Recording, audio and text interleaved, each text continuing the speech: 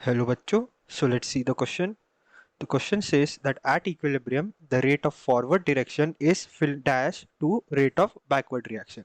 हमें बताना है कि इक्विलिब्रियम पे फॉरवर्ड रिएक्शन और बैकवर्ड रिएक्शन के रेट में क्या रिलेशन है. आइए सॉल्यूशन स्टार्ट करते हैं विद अवर की कॉन्सेप्ट. एंड हमारा की कॉन्सेप्ट यहाँ होगा इक्विलिब्रियम. हमें समझाना है कि इक्विलिब्रियम पे क्या होता है. तो इक्विलिब्रियम का क्या मतलब होता है. यहाँ पे हम केमिकल इक्विलिब्रियम के बारे में बात करेंगे. Chemical equilibrium, it is a state, it is the state in which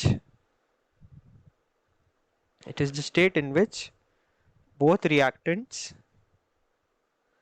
both reactants and products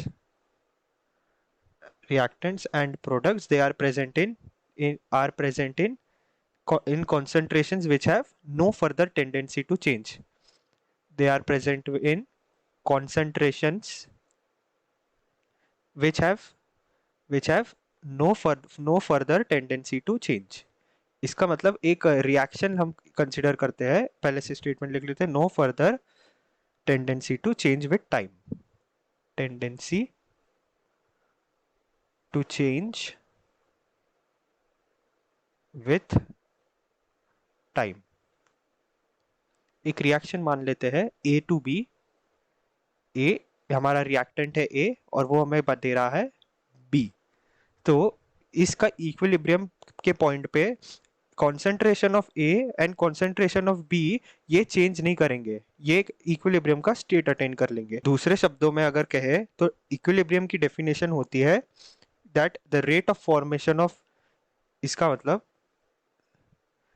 the rate of formation, किसका फॉर्मेशन हो रहा है, प्रोडक्ट का. Rate of formation of product, it should be equal to rate of consumption of reactant.